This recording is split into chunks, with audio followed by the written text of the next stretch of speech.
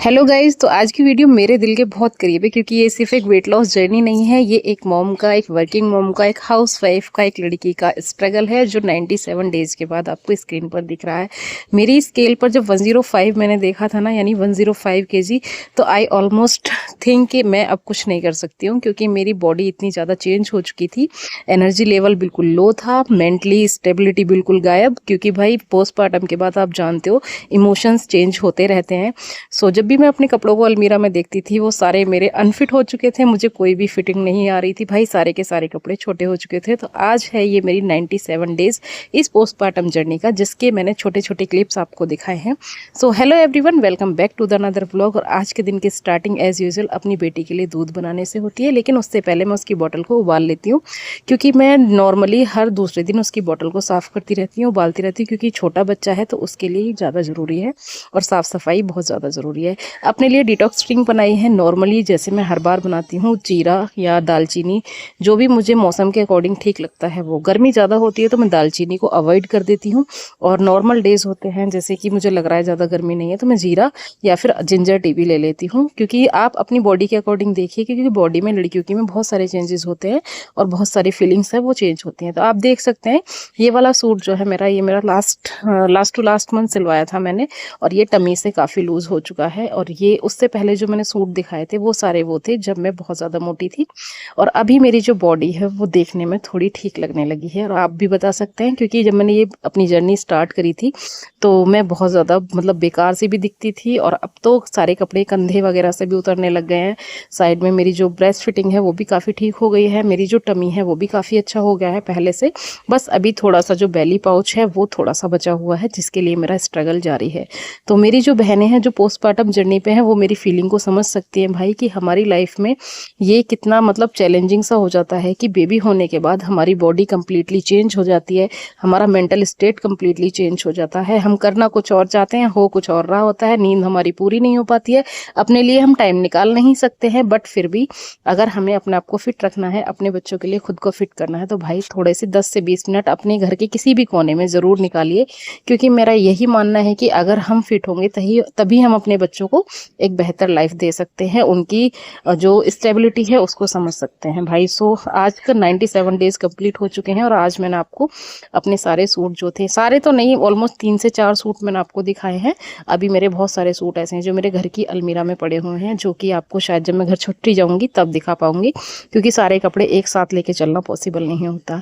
लेकिन मैं खुश इस चीज़ लिए हूँ कि मेरे जो 97 डेज हैं वो यूज़लेस नहीं गए हैं, उनका रिजल्ट मेरे सामने आया है। कभी ऐसा भी होता था जब मेरा वर्कआउट करने का मन नहीं करता था, कभी ऐसा भी हुआ है जब मुझे लगता था गिव अप कर देते हैं, कि ऐसा लग रहा है कि होगा नहीं।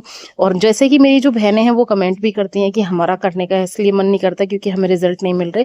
मेरे साथ भी ये चीज़ें हुई हैं, कभी बॉडी में पेन बहुत ज़्यादा होता था, कभी वर्किंग टाइम ऐसे हो जाते थे कि भाई एक्सरसाइज करने का मन नहीं है, बट फिर भी स्टिल मैंने कोशिश करी है, और उस कोशिश में मैं 80% तक कामयाब रही हूँ।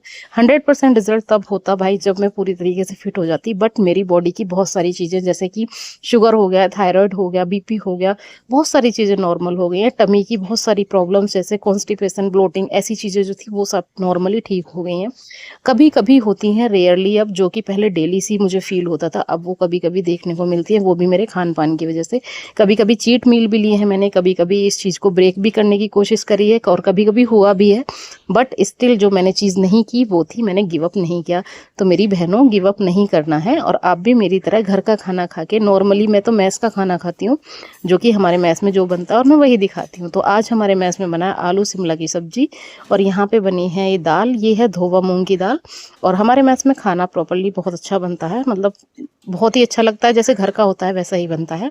ऐसा नहीं है कि बिल्कुल बेकार सा बना दिया, बस खाना है। तो रात तहरी बनी थी, जो कि इतनी क्वांटिटी में बन गई थी, बहुत ज़्यादा बच रही थी, तो रात को मैंने यही तहरी ही खाई थी। और आज सुबह बनी है दाल, और साथ में सिंपल सी सब्जी और रोटी। और आपको दिखाती हूँ ये वाले सूट में मैं लुक अपना, आप देखिए, आप ओवरऑल देखिएगा मेरा हिप साइज से लेके मतलब कितने ज़्यादा सारे सूट लूज हो गए हैं, और अब मुझे बहुत ही अच्छी फीलिंग आती है। और मेरे साथ जो अंडर ट्रेनीज जो मेरी बहनें हैं वो भी मुझे काफ़ी कॉम्प्लीमेंट्री कमेंट देती हैं कि दीदी आपने तो सच में वास्तव में बहुत सारा मतलब बहुत ज़्यादा वेट लूज़ कर लिया है, क्योंकि उनको जब मैं पहले वाले सूट दिखाती हूँ मुझसे पूछी थी इतनी लूज़ क्यों है सूट, उस टाइम में इतनी मोटी थी। नीचे आके भाई मैंने अपनी वर्दी को कर लिया था प्रेस, क्योंकि आज मैं कर नहीं पाई थी रात को, मेरी बेटी ने करने नहीं दिया था। तो अभी वो सो रही है साइड में, तो वो तसल्ली से सो रही है, तो इसलिए मैंने सोचा कि मैं जल्दी जल्दी प्रेस कर लेती हूँ। क्योंकि जब वो जग रही होती है तो उसको कंट्रोल करने के लिए एक मेंबर परमानेंट चाहिए, और वो एक के तो हाथ में ही नहीं आती है। इतनी उछल कूद उसकी स्टार्ट हो गई है। मेरी माता जी बोलती हैं इसमें खरगोश की यानी खरा की हड्डी है, वो बिल्कुल फिट बैठती है, क्योंकि वो इधर से पकड़ूँ तो इधर से निकल जाती है। तो इसलिए मुझे डर लगता है चीज़ों से, कि कहीं ऐसा ना हो कि मैं कहीं चूक हो जाए और इसको लगा जाए। तो रात में मैंने तहरी ली थी, और तहरी के साथ शाम को मट्ठा लिया था, क्योंकि गर्मी इतनी ज़्यादा पड़ रही है। अब तो भाई रात में सुबह शाम मट्ठे की मुझे आदत सी हो गई है। सबसे ज़्यादा कैल्शियम मट्ठे में भी होता है, तो ये घर का जो खाना होता है भाई, तो इसमें मट्ठा वगैरह आपको ले लेना चाहिए। नॉर्मल खाना था, उसके साथ भी मैंने मट्ठा लिया था। सब्जी है, थोड़ी सी दाल है, 2 रोटी हैं। मैस की रोटी है, तो ये मल्टीग्रेन आटे की नहीं है, ये नॉर्मल रोटी है जो कि हमारे घर में बनती है। और वो मील का आटा होता है, तो आटे की भी कोई ऐसी गारंटी नहीं है उसमें क्या मिक्स है क्या नहीं है, बट जो भी है जैसा भी है, 2 रोटी मैंने आज खाई हैं इसकी। और दोपहर के टाइम मैं गई थी बाहर की तरफ, यानी जूस पीने के लिए, जिसमें मैंने मौसमी का और पाइनएप्पल का मिक्स करके एक जूस बनवाया था। क्योंकि भाई गर्मी इतनी ज़्यादा है कि मेरी पेट में मतलब ऐसा लग रहा था कि बहुत ज़्यादा गर्मी सी बन रही है। तो उसको बैलेंस करने के लिए नारियल, मौसमी का जूस, तरबूज या मैंगो शेक वगैरह, ये सारी चीज़ें मैं लेती रहती हूँ। क्योंकि भाई पोस्टपार्टम जर्नी है, तो आपको डाइट भी पूरी लेनी है, आप खाना नहीं छोड़ सकते हैं, बेबी को फीड कराना है। और मैं आपको एक बात बताऊँ, ये जो जिनको मतलब मॉम्स को प्रॉब्लम होती है फीड कराने में, या मिल्क प्रॉपर नहीं आता, तो अगर वो जूस पियेंगे तो उनका प्रॉपर मिल्क प्रोड्यूस होगा और आपका बेबी का पेट भरा रहेगा। तो आप कोई भी जूस लिक्विड डाइट में ज़रूर लें। आपके पेट में पानी प्रॉपर जाना चाहिए, यानी कि आपको नॉर्मली पानी भी ज़्यादा पीना है, और कुछ डाइट जो है वो भी लिक्विड ही रखनी है। तो उससे आपका जो मिल्क प्रोडक्शन है वो प्रॉपर होगा और आपके बेबी का पेट भरा रहेगा। तो ये बेसिकली तरबूज रहा। तरबूज को मैंने खाया था लगभग 4 बजे के आसपास। और सुबह को मैं हमेशा मतलब जब से गर्मी स्टार्ट हुई है, अपने लिए ये मैंगो शेक बना के रख के जाती हूँ, मौसी को दे जाती हूँ, और अपने लिए बना के रख जाती हूँ फ्रिज में। तो ये ठंडा ठंडा शाम को खाने में बहुत अच्छा लगता है, और इससे मेरा पेट भी फुल हो जाता है। और बहुत ज़्यादा मतलब शाम को रोटी वोटी ऐसी खाने का मन नहीं करता गर्मियों में। और मैं चीनी की बजाय इसमें देसी खांड ही यूज़ करती हूँ, मैंने आपको बताया है कई बार। और मैदा तो मैंने अवॉइड ही कर रखा है, देसी खांड को मैं यूज़ कर रही हूँ चीनी की जगह। और ब्राउन राइस जब मैं बनाती हूँ तो ब्राउन राइस बनाती हूँ, मैस में बनते तो वाइट राइस ही बनते हैं, बट मैं उसका जो पोर्शन है उसको थोड़ा सा कंट्रोल कर देती हूँ। तो यहाँ पे मेरा बन चुका है मैंगो शेक, और आज का दिन भी मेरा हो चुका है कंप्लीट। तो मैं आप सभी से कहना चाहूँगी, आपको मेरा ये व्लॉग कैसा लगा? अच्छा लगा हो तो like, share, subscribe with hype ज़रूर कर दीजिएगा, और थोड़ा सा मोटिवेशनल एक बढ़िया सा कमेंट भी कर दीजिएगा, क्योंकि आपके मोटिवेशन से ही मैंने अपनी 97 डेज़ को सक्सेसफुली कंप्लीट किया है, और आगे भी इस जर्नी को कंटिन्यू करना चाहती हूँ।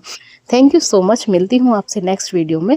तब तक के लिए tata bye bye, take care, ख्याल रखिएगा अपना भी और अपनों का भी। मिलती हूँ कल। Bye bye.